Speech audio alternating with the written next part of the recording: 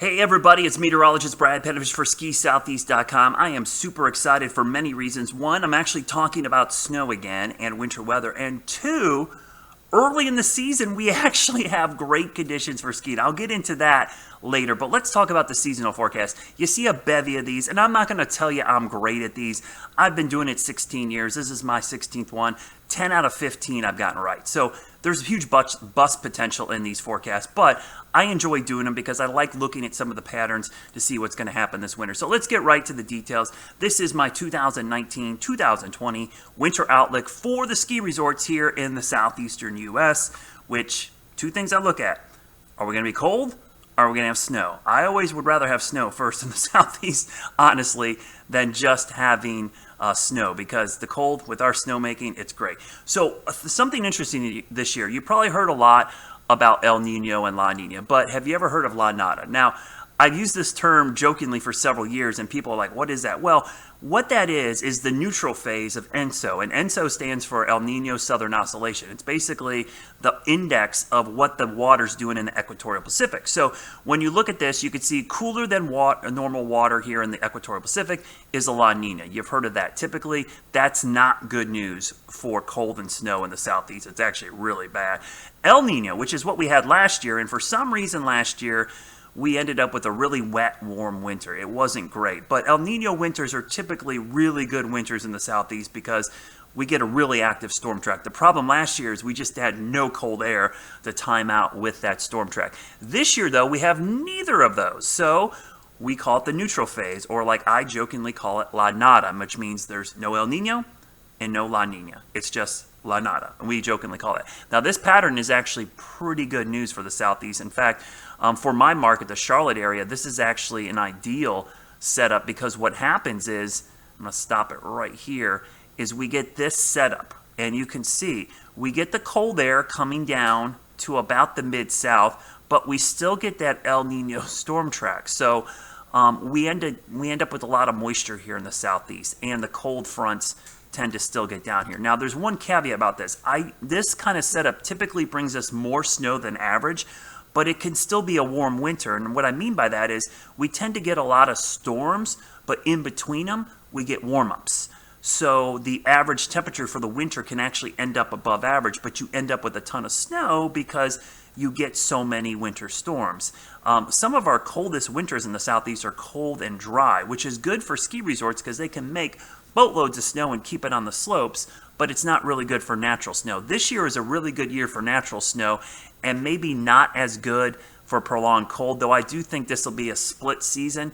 The Virginia resorts north are going to probably do better with cold than to the south, but I'm going to show you the forecast here in a moment. I don't think there's too much to get upset about. Now, this is not the only thing I look at. A lot of the parameters I look at here in the southeast, El Nino is the biggest parameter by far that we look at. It signals warm and wet because of that La Nada or neutral phase. Above average snowfall in Siberia actually favors cold, which is a little better sign for the cold air. Arctic sea ice is near record lows again. That actually favors a wild pattern, but typically warm and wet. But I'm going to tell you why that's kind of a caveat. And then climate change. We talk about warmer than average temperatures and just warm seawater. All those point to wet weather. The one caveat here is that with these lower than average sea ice, you sometimes can end up with really cold winters, and I'll explain that in a minute. So let's get right to the forecast here for the southeast. I expect well above average snowfall for the mountains of the southeast. I just think the way the pattern is setting up, both northwest flow events and these subtropical jet being very active here, and enough cold air, much more than last year, it favors a lot of snow in the southeast. So I'm going above average, and not just a little. I think this could be some substantial above average snowfall here in the southeast. It just looks like a really good pattern for a lot of snowstorms, but I don't think the cold is going to have staying power. I don't think it's going to get cold and stay cold for 3 months. I think it's going to come at us in waves, but the winter weather, the winter storms are going to be nice. So I'm actually going a little bit above average for temperatures in the Carolinas only right now, because I think that subtropical jet, while it brings us a lot of storms, it also can pull up a lot of warm air. But as you go to the north, I'm actually going near average, which honestly is not bad. That's actually a pretty good setup for winter weather here in the southeast. Now, precipitation-wise, this includes snow and rain and ice above average. So if you had to pick one thing for me, and I always say this, I like to have above average rainfall, precipitation in general, because we tend to not always have that when we need it. We get a ton of cold air and it suppresses the storm track to the south. What I mean by that is the storm track can get shoved way down here as Arctic air dives down, and it could be bone dry here and push all the moisture to our south. In this case, we've got moisture coming out, timing out with cold air. You get a much better setup for some big storms. So I think the potential is there to have a really, really good setup for this winter. So I'm really optimistic. And the fact that the pattern already is favoring this, you see the first Arctic front arriving this weekend, and a lot of the ski resorts are going to be making snow. The conditions will be great starting Friday through the weekend. Sunday, Monday looks a little questionable, but I still think at night it'll be decent. But these type of temperatures are going to be sticking around. Typically, these early season bouts of cold air, a couple resorts will open 1 or 2 runs for marketing reasons and then have to shut down until well after Thanksgiving. In this case, there's more cold air coming down. This second surge of cold air coming down next week, this is legit. I mean, this is like mid-January weather. I had to look back, at least for our area, this air mass actually would be colder than any air mass in January, February, or March earlier in the year. So this is not just the coldest air of fall. This is the coldest air of the end of last winter and maybe all of this autumn and maybe early winter. So this is legit cold air, and by far the coldest air maybe of the year. And when you look at the 6 to 10 day outlook, if you're making snow at the resorts in the southeast, this stuff is sticking around. It's not going away. This is through the 17th. And if you look 8 to 14 days out, this lasts maybe all the way to Thanksgiving. So potentially, once these resorts get open, they could stay open for an extended period of time. I don't see any blowtorch coming.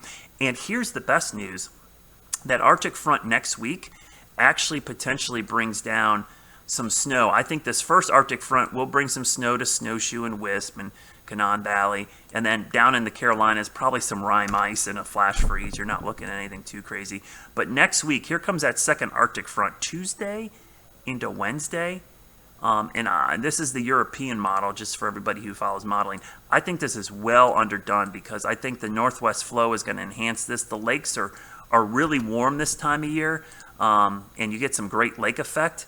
And the good news for that is we get a lot of moisture coming off the Great Lakes this time of year. So I'm going to let this play through. I'll go up to the Great Lakes. You see all the lake effect snow showing up on our model. And look at all the lakes, all this snow. So there's going to be big plumes of moisture being pushed to the south. And if you know anything about northwest flow down here, connection to the Great Lakes is really important. So you see the connection there.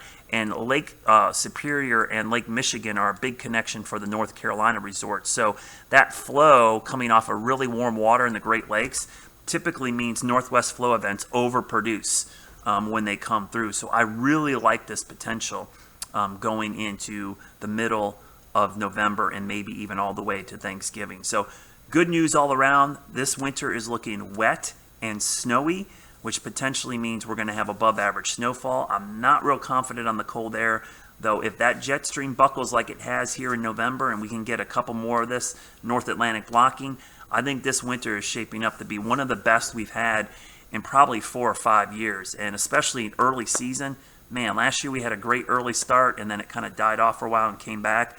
This year looks to be another great start to the ski season in the Southeast. I look forward to doing these updates throughout the season and seeing all of you online. This is so great. I love skisoutheast.com and really excited by the upcoming season. Can't wait to hit the slopes. As always, as you hear me say, think snow.